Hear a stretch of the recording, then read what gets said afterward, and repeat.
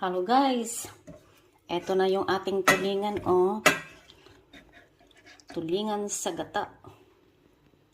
Yan lipat natin siya. May mga gulay siya guys.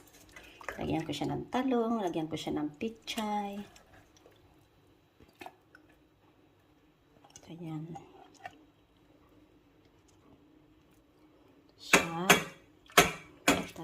Tapos, ayan. Yung buntot niya, yung tail ba yun? Tail. So, ito yung gitna. So, ayan. Isang piraso lang siya, guys. Lagyan ko siya ng talong. Lagyan ko siya ng mga gulay-gulay. Like pichay.